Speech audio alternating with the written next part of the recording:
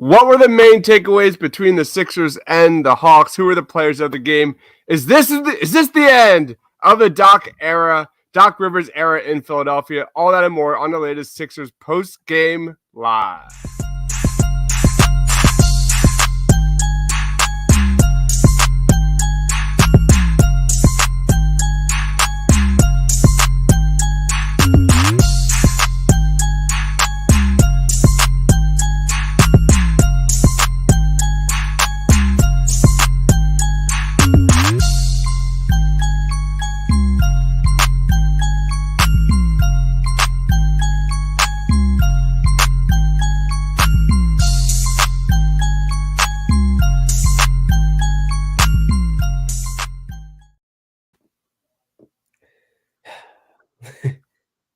Well, yep, here we are. Here we are, Sean. That was. I don't know what that was tonight, but the Sixers got the L 105, I believe, to 90, 104 to 95 here. We're breaking down our top takeaways. I'm defeated, Sean. I'm defeated. We're going to just break it down. My man, Sean, Pick Swap Media. What is going on, man? Yeah, I wish the vibes were better. I wish I had more silver linings to pull out of this, but that was a depressing win. The Hawks played absolutely terrible in that game and were in control of it start to finish. Like there was just no life whatsoever from the Sixers team right from the get-go, beyond just the shooting. They just look like they just don't have it in the tank. That had to be some of the worst basketball I've seen in quite some time. That's not just the Sixers. Yeah. That was the Hawks as well. Like we were talking before we went live here. The Sixers had no right to be in this basketball game. Yet the Atlanta Hawks were absolutely terrible. What did the Hawks shoot? They shot 44%, but 23% from three. It was just a brutal game to watch. Mr. Eli says, "Let's get it." Yams, my man, says the game was burning my eyes, so I turned it off after the third. You were the smart one. Absolutely. Yeah. It didn't get any better after the first half. It was just a brutal game, start to finish. Let's go. Let's get into this because we've been talking about it ad nauseum every single game here.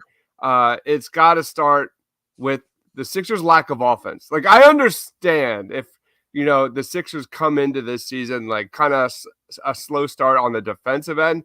This team coming into this season was, I thought, going to be a borderline top 10 offense in the NBA. And here's the shot chart of this game so far. But man, it's just night and day. It's just night and freaking day when you watch a team like the Atlanta Hawks and, the Philadelphia 76ers. It's so fun to watch Atlanta, how they kind of utilize those picks to force us to kind of give up an easy floater or a lob to Clint Capella, that you see them run it even with smaller wings and it doesn't matter. It's still effective. Then you see the Sixers offense and they have to claw and scratch and do whatever for every single bucket, as we have seen. This is a Sixers offense that is pretty good in the half court. It is pretty good ISO, but they give you absolutely nothing when it comes to cutting to the basket, pick and roll,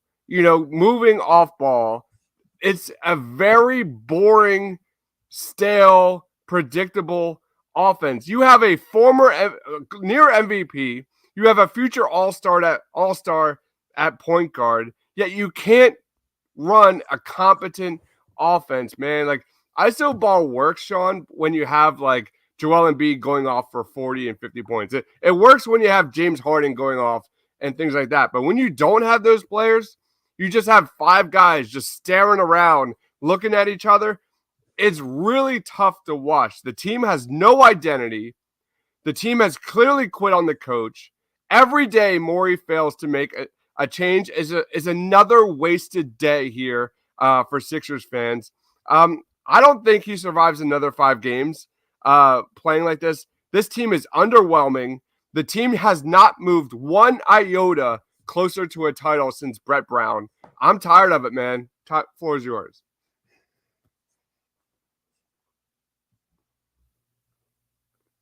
Sean, are you with me?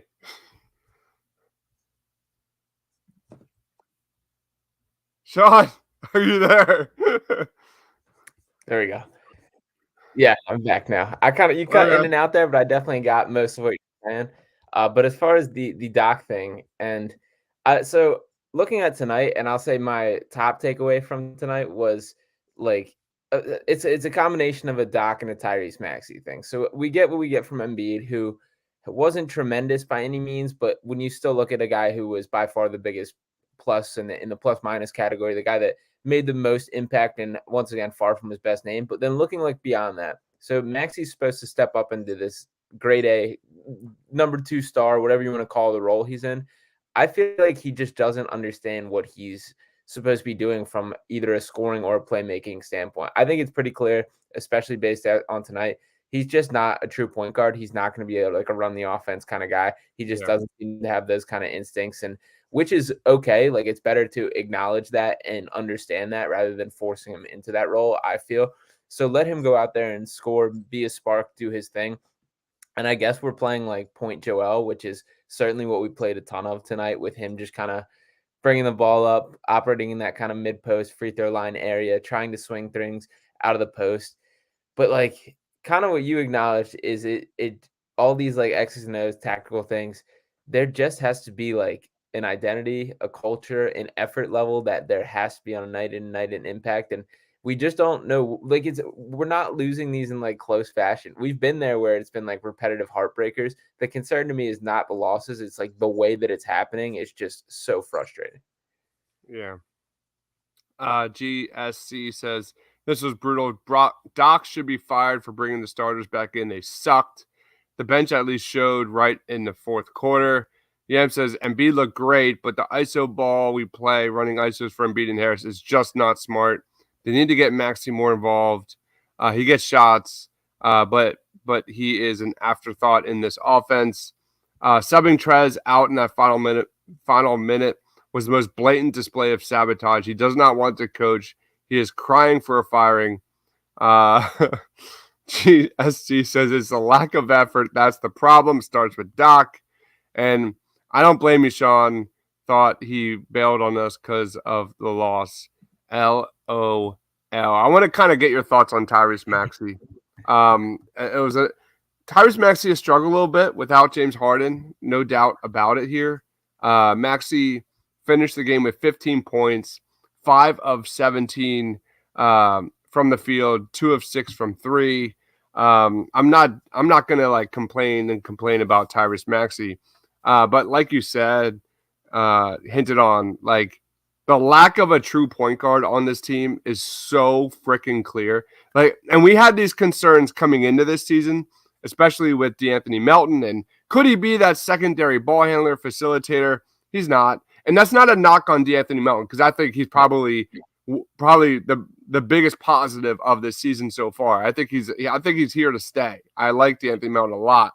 But what's your take, man? Is it Maxey's not ready to be a true point guard, or B, is it Doc Rivers' zero offense game plan? Yeah, I think Maxey's trying to fit in as a point guard more than it's his. Like, he's not out there like having fun, playing free, playing natural in the way that like we've become accustomed to and love watching Tyrese Maxey. Like the way he just does his thing, creates. Yeah, kind of what he's saying here. He does know how to run an NBA offense. He's a guy who is at his best. Like he's just not a true point guard, and we got to understand that. That's fine with James Harden next to him, but like it's very exposed in moments like this. And I mean, when you look down the bench, even Maxey, who I very clearly don't feel is like a true going to be a floor general kind of ever. Like, he still, I think, is a little bit better than Shake Milton at it, DeAnthony Melton at it. Any of our other options, he's kind of by force. I'm seeing more frustration out of him than I think I've really ever seen from him, even dating back before this year. Like him complaining to the refs, him just letting out like swear words or whatever it is. It's like this. It's kind of surprising to see out of him. This is a big moment for him. This month without Harden is kind of a big, like, I don't want to say make or break, because it's not by any means, but it's a big kind of, there's going to be a lot of attention paid, I think, to his long-term role and what you need to pair him with based on how he plays in here. And the early signs have been super encouraging. Yeah. Go to some comments real quick. Miles says, Maxey doesn't look like he knows how to run an NBA offense. My man Quentin says he hasn't been the same since I got off the bandwagon.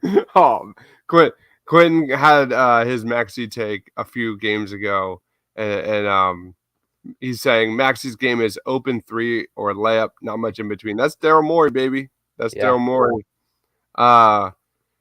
Miles says Maxey has been so out of control. It's very weird to see. And Yam says Maxey can absolutely be a point guard. He just needs to be a scorer first point guard. That's always been my vibe, Sean. And you've heard me say it so many times. Like I've always had the vibe that, you know, he's a shooting guard. You know, he's a scorer first, like Yam says. Go ahead.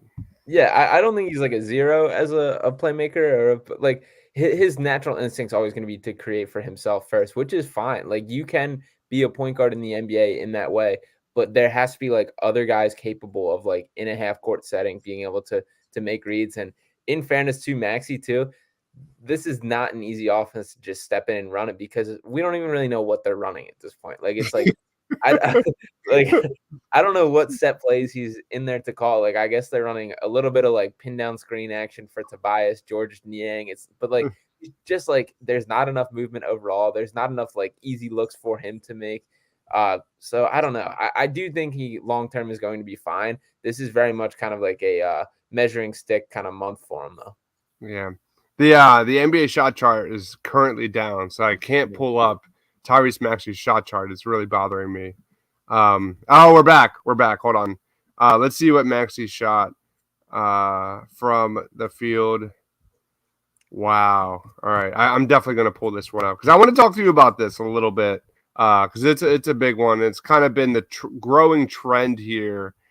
Just like not unlike, you know, a young hitter in baseball, man, like Maxey has been such a shot of life when it comes to attacking the basket. And here's a shot chart. Let me double confirm this is the full game. Yeah, this is the full game. There's Maxey 1 of 6 in the paint. Maxey is shooting 40% on drives at the rim this year. The last 2 years, 50%. Teams are adjusting, and that's what I mean by like a young hitter in baseball. Like we see a lot of young hitters come into the major leagues and, you know, can come out like gangbusters, and then the tape is out and teams adjust, and we see it again and again. Young hitters struggling to hit a curve or whatever it is. And should there be a reason for concern that teams are starting to kind of learn the ins and outs of Maxey's game when it comes to packing the paint and slowing him down in this area? I mean, you would hope to not see it for sure. Like it's not like the best thing, but I think it's kind of the give and take, the back and forth. I think there's enough to his game that he'll adjust because he still does have a pull-up game. He can create. He's got the three. He's got separation ability. It's just kind of learning, I guess, taking what he can from a defense now versus just going out there and playing. I do think he struggled. I think it is messing with him a little bit, particularly around the rim. Some of the ones that he missed were ones that were like accustomed to him making too. Like he had some looks that like were Tyrese Maxey layups or Tyrese Maxey just finishes that didn't go down. So that's something uncharacteristic of him. And I think that number will climb as the season progresses. I think that's more to just kind of some unfortunate roles than the defense specifically with the paint. But he's definitely way more. He's climbed the depth chart as far as what opposing teams are looking for on the Sixers team, because if you shut Tyrese Maxey down, especially on a night like tonight, the Sixers aren't going to get anything going, just as we saw. Yeah. And I'm not complaining. For the record, I'm not complaining. Tyrese Maxey is absolutely terrific, excellent basketball player. Just something I've noticed over the last like several handful of games here to start the year, that there's definitely been adjustment, and now it's on Maxey to kind of adjust, because heading into this season, we already knew that this dude is elite at the rim. That's one of the biggest strengths of his game, period. And there's many areas of his game, like his three-point shooting from the corners. The dude is 12 of 17 in the corners from three this year. Like, there's so many areas of Tyrese Maxey that are absolutely bananas. But it's just something I've noticed lately. And ISO ball, and it probably doesn't get any better from this. Do you know that Tyrese Maxey is 19th percentile when it comes to ISO baskets. He was 5 of 15 heading into this thing. Very small sample size. Nothing to be like crazy concerned about because I think Maxi's numbers will go up and up and up and up. But yeah, it's just one of those. It's not a Tyrese Maxey problem. It's more of a Doc Rivers problem that I'm running into. Yeah, I don't know where they go from here either. Like, I don't have like a full. It's just very frustrating, this team, and like there just has to be more creativity. There's got to be more scheme ways up. I wouldn't mind using Maxey more off ball. Like, he's one of the few guys, and I get we're talking about how we have no playmaking, but if we're gonna do this, like, create some movement, he's one of the few guys that kind of is actually mobile and getting around the court. So maybe run some screens to get him freed up, make his life easier. I think just having those kind of shots and running stuff like that, rather than it being Tobias or Georges Niang or really our options running off screens, getting shots. Like, Maxey is a good enough shooter to be doing that, and he would definitely be doing good. It would do him some good to just have some like catch and shoot looks more often than having to create everything by himself, as has kind of been the case. Miles says he's not an isolation player at all. That is absolutely not true. He was like mid 80s percentile in the NBA last year, high 80s in the playoffs last year. Tyrese Maxey is very good when it comes to ISO basketball. Let's go to some other comments here. Miles says his pacing in the pick and roll today was so bad, but the offense was absolutely putrid. I fully agree with that, man. That's a big piece of all of this. He says, is this team just not good? How can you ignore that? I mean, they just got steamrolled over the Atlanta Hawks. This was a big test. This was a big test for the Sixers. And we talked about this on the last post game. Like, I was really excited for this matchup and Saturday's matchup, I think, when they play next. Because it's an area where the Sixers have struggled with. The Sixers, I was hoping they would kind of show you something of where they kind of lie among the pecking order of the Eastern Conference, man. And they got rolled over, man. Where are you at with this Sixers team in the Eastern Conference? Yeah, not very high, to be honest. I kind of having the same thoughts of like, maybe this team actually does suck. And I get like, Harden's obviously out. Like, this isn't the full picture. I do think they're going to get better, and I think they'll pick it up on going like some sort of a run and improve in some way. But it's just the same things over and over. The lack of effort, the lack of energy, the team just being unable to kind of be locked in is like that's a lot of this is so internal to me. It's like look in the mirror and figure it out more so than like make a tactical change. And I don't know. It feels like there's no culture, there's no standard, and every night we're kind of getting these like sleepwalk performances. This is a really good point. With James Harden out, Maxey's getting the best perimeter defender. That is a really great comment. Yams, a dribble handoff with Embiid with unstoppable, but has never, ever ran.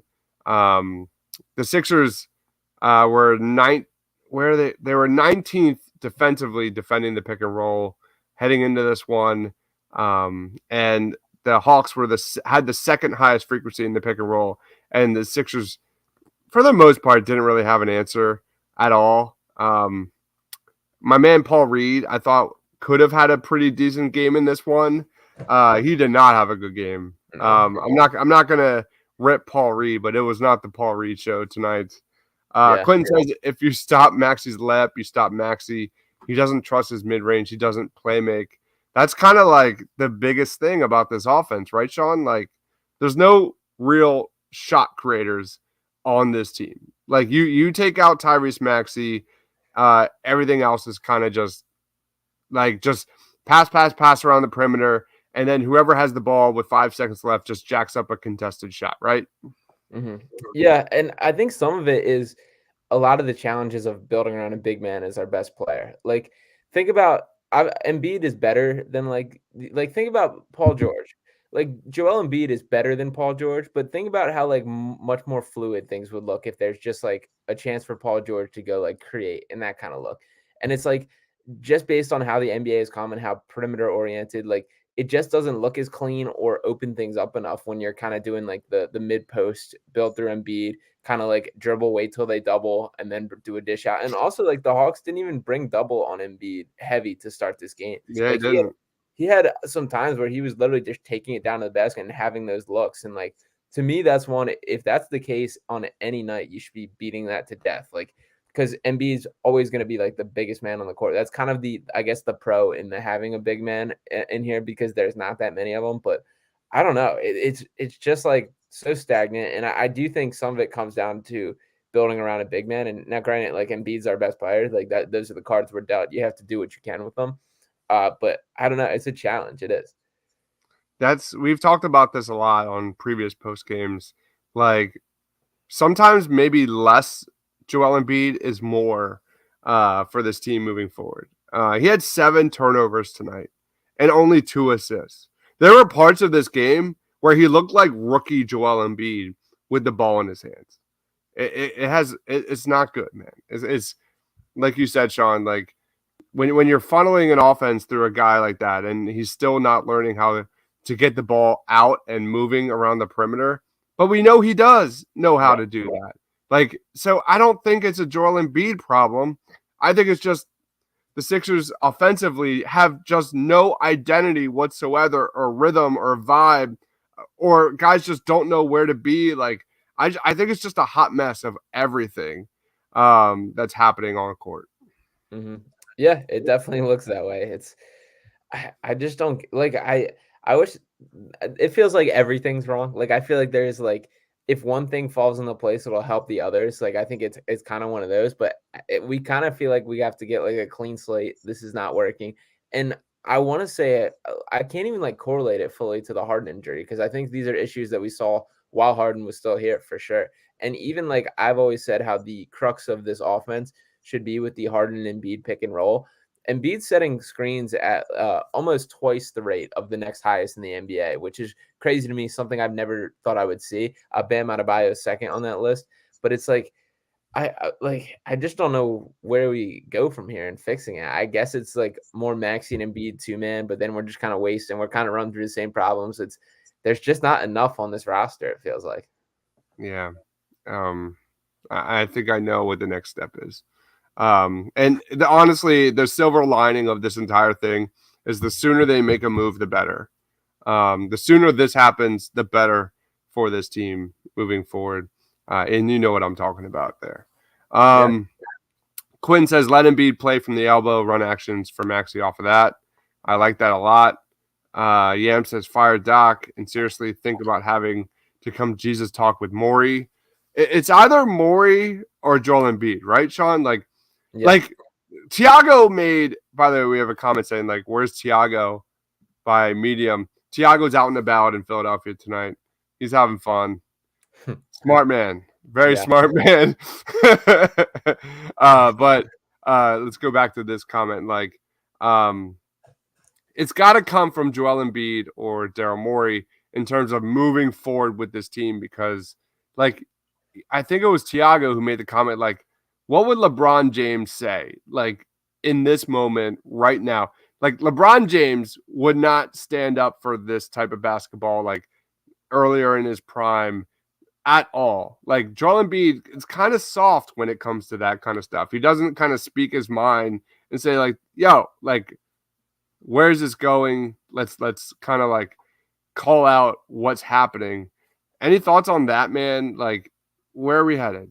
Yeah, I definitely haven't seen anything this year. I think in past we've seen it from Embiid, and it's always kind of blown up in his face, whether it be like the Simmons comment with that kind of thing. I've kind of felt like coming into this season, like there was a lingering kind of concern in my head, like, is this team just never built to kind of get over the edge? And when we're looking at that, like, the Embiid's obviously the model of like consistency within the organization, the guy that's been here the longest, longer than Morey, longer than Doc, longer than anyone else in the franchise, really. And it's like, it's either, I feel like at this point, kind of like him or Morey in steering the ship. And it's like, I'm not ready to give up on Embiid yet because I feel like he is such a special talent. And I also will say, like, I think there's a world where if there's more talent around him and he can get like a role where he can step back a little bit, that's still a great version of Joel Embiid, but that's just simply not the case. I think we were hoping for that to be the case going in the year, that there were these new pieces, these guys can do it. Tonight was a night that if they were to win, like, Embiid needed to do something special, and he didn't quite have that in the tank. So I don't know. There's got to be some sort of call to action. if it is Rivers that's the first kind of kick in the butt for this team, like I think Embiid has to lead that charge as well, which I don't know how comfortable he will be with doing that, but it's a mess. It really is more of a mess than I expected. Hypothetical here, Sean. Uh-huh. So if the inevitable happens, Right. they bring in a new coach, whoever that is, would you expect Joel Embiid to accept that criticism and agree to a lesser role, a lesser usage rate to the betterment of the Sixers? Throw out those MVP trophies. Like, do you think he would be willing to accept that? I do, but only if there's like a real like handoff of those reps. Like if those like say we cut like half of his isolation attempts and those are then created with like off ball plays that are creating open looks or open cuts or like efficient attempts at scoring, I think he'd be okay with that. If he's not doing that right now, it's like the Sixers don't know what to do with the ball or how to create. So I think it kind of is that cycle of him taking upon himself because there isn't a better option. And like there absolutely should be. But I think that's kind of the balance of power where they're kind of stuck right now is because there's no idea of any other people or any other guys stepping up or being able to create in the way, and Embiid puts it all on his shoulders. Yeah. Less is more. Less is more, man. Yam says, look back at the Sixers' problems last year, and that was athleticism. What exactly did they do to fix that? Because their transition defense is still absolutely god awful. Nothing has really fixed there. Miles says, I know Embiid is scoring, but his court awareness is so bad. No question. Quentin agrees. His lack of awareness. The team as a whole lacks basketball IQ. Just grit, man.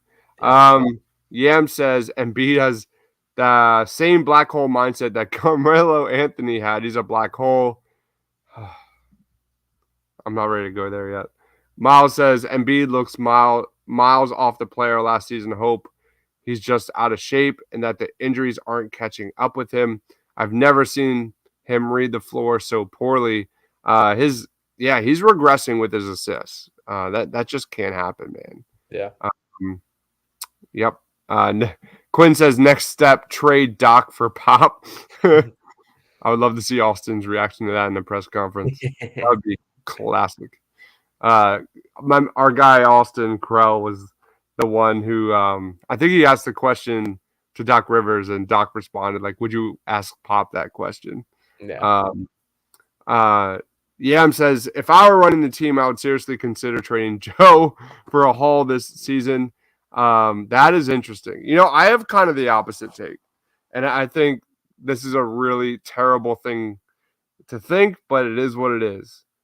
I think it makes way more sense to trade Tyrese Maxey for value right now than it does for Joel Embiid. Any take on that? Wow. I'm surprised to see you say that, but so I still think we're definitely in the all-in portion of like the cycle of building a team that like this is the time to win. I can't figure out what like I guess the type of missing player that we're looking for is like a true wing who can guard opposing teams' best players, who can create a little bit with the ball and shoot well, which is there's more of those than I guess we would think, but a high level one of those is difficult to get. So if we can get Maxey for that kind of player, Jaylen Brown or somebody a little lower quality than Jaylen Brown, but that kind of play style, I think I could be convinced into that. But I just think we need to give this a full go with Embiid. I think he's good enough. There just has to be the piece around him, and even with the playoff concerns, like I still think like he can step up when things slow down. When it's a half court game, he's going to be good. It just like we got to get it there. We got to make it happen. So I'm more open to that than most people, but I am surprised to see you say that. Yep, and it kills me. But I agree. Like, I'm not doing that move. Like, I'm waiting for Harden to come back because he's been terrific when he was healthy. And Maxey and Harden look terrific, not defensively, but the numbers are good. So I'm willing to let that grow just a bit. Because you talk about wanting to see Maxey off the ball more. It's pretty obvious how like integral James Harden is to this offense, man. There's no question. Miles says, really think this is a pivotal year for the franchise.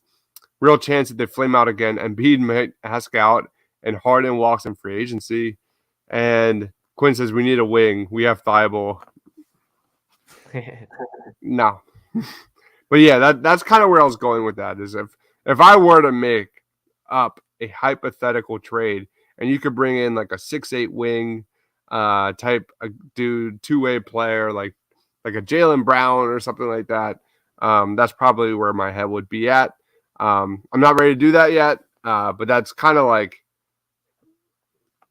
if you're talking about like a real tradable asset, it would be Tyrese Maxey to get you a really nice return. All right, let's get into player of the game, man. Who's your player of the game? This is a tough one tonight. I'm giving it to Montrezl Harrell. Wow, that's not bad. That's not bad. Yeah, at least brought a spark. At least gave some grit. At least left it out there. Had 8 points in 4 minutes, it was something. It was some sort of sign of life. But I'm happy to see that version of Montrez, even though I've bashed him playing. Like, there needs to be that kind of grit. This was a game where we needed him, and it obviously didn't do enough. But I'll give him the credit for tonight. Holy crap! Where the hell do I go with this? I'm not picking Embiid. I'm not. Trae Young. That's a really good one. By the way, Trae Young is like legitimately very good. I think he's underrated nationally with how good he is, how smart he is as a basketball player when like making those reads as a passer, as a scorer. It pains me to say it, but I do respect how he plays a ton. I love it, man. I love it. Yeah, I do like Trae Young a lot. Yeah, DeJounte Murray was 0-4 from 3, just 10 points. I can't believe they lost this game. That's a good one for Trae Young. Clint Capella had 18 points and 20 rebounds. Can I pick a loser of the game? Was like how they just absolutely failed to like body Capella in the paint. No, I'm going to go even further. You know what really ticks me off, Sean? How like they never pick on Trae Young defensively. That's true. We have seen this team so many times, whether it's regular season or in the playoffs. Like, Trae Young gets a free freaking pass all the time defensively. That dude needs to be switched, picks, attacked every single time defensively to make him work, because you know how good he is on the other end offensively. We've never seen that. We never have seen that from the Sixers. And that's just something that has like low-key bothered me like for a long time. And we saw that again tonight. Like the Sixers, you never, ever, ever, ever see the Sixers attack Trae Young defensively, make him work. I never understood that. Yeah, there was a stretch. We're going all the way back to the horrific playoff series against the Hawks, but there was a stretch where it was Trae Young and Lou Williams on the court for the Hawks, and we were still being beat and not attacking either one of them on defense. And it's like, and even like if you look at stylistically, like we're talking about all the things the Sixers can do. If you watch the Mavericks play basketball, it's literally like Luka Doncic looking at the defenders, picking out a single one on every possession, saying like, there's no way he can guard me, and taking that. So it's like that kind of bully ball matchup stuff. The Sixers do none of that. It's like they don't dictate who they're going against, and especially Never. how switch heavy the NBA is. Like you can like just hand pick who you want this matchup, and they don't do that ever.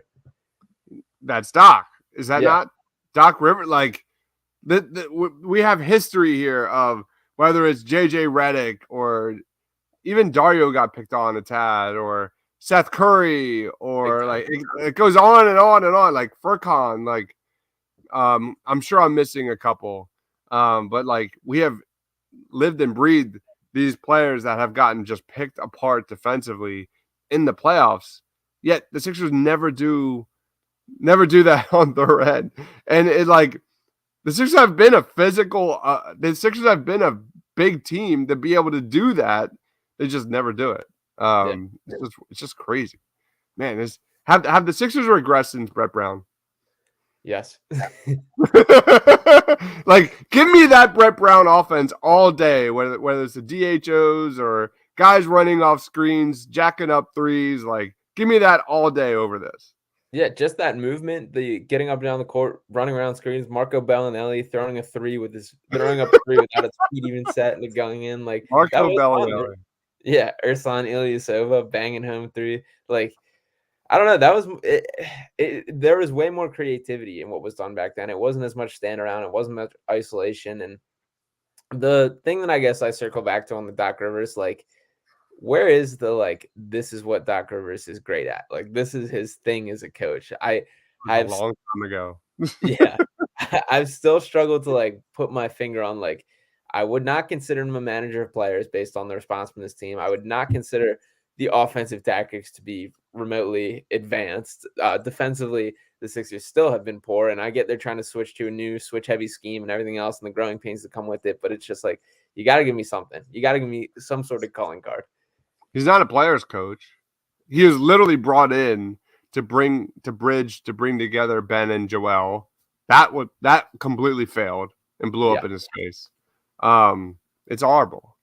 Doc's thing, have 3 Hall of Famers. That's the comment of the night right there. Quentin, I love it so much. Newly verified Quentin, by the way. All right. Let's wrap it up, man. All right. Final thoughts on the game and plugs. Yeah, I mean we're gonna be doing this again against the Hawks on Saturday, so just bench Embiid, man. Hopefully some sort of wake up call. I don't know. But yeah, I guess whatever. But yeah, you can follow me on Twitter at Sean_Bernard1. Check out my written work on heavy.com. Check out PickSwap Media for all the Sixers thoughts and all other sports thoughts over there too. But dropped a new Sixers pod today, PickSwap Pod. So yeah, check that out. PickSwap Media, PickSwap Podcast. Check it out. If you love Sixers content, Eagles content. I got to get your boys on the NFL draft in college football. We got to get together. Definitely. Because my first show next week on the NFL draft will go down, talking Eagles prospects, things like that. So I'm really excited. It's such a huge NFL draft for the Eagles coming up, next May or so. Eagles pre-game, post-game, halftime, you name it. Will be Monday night against the Commanders. I guess we'll be back, unfortunately, on Saturday, living and breathing this Sixers team through Doc Rivers, man. It is what it is. So thank you, everyone, for watching. Yeah, Party on Broad will finally be coming back. We've had a kind of a couple-month hiatus. My co-host, it's all good. It's what it is. But we are back, and we'll be back. Party on Broad will be back next week. It's going to be a crazy week, man, because we have Eagles on Monday, Sixers Tuesday, Sixers Wednesday, and then I'll be doing a show on Thursday. And I don't know if the Sixers play on Friday, but it's going to be just like it's going to be one of those weeks. Yeah, it's going to be nuts. It's that grind type of year. It's everything's going down. Yeah. All right, guys. Thank you, everyone, for watching. Just feel defeated tonight. I was really hopeful. The Sixers defense we had vibes of this team somewhat coming together defensively. It just kind of fell flat. More so offensively. I think the offense was more of the problem tonight than the defense. Definitely. But yeah. All right. Go follow my man, Sean_Bernard1. Check out PickSwap Media. We are streaming live across multiple streams. Check out the Painted Lines, paintedlines.com. Check out Edge of Philly Sports, EOPsports.com. Check out Philly Sports Alliance. Such great people that we all work with on a regular basis. I'm sure we'll probably just make one big thing network eventually. It's just in the works. But anyway, thank you, everyone, for watching. We will see you on Saturday. Fire Doc Rivers for Sean, for myself. Stay awesome, everyone.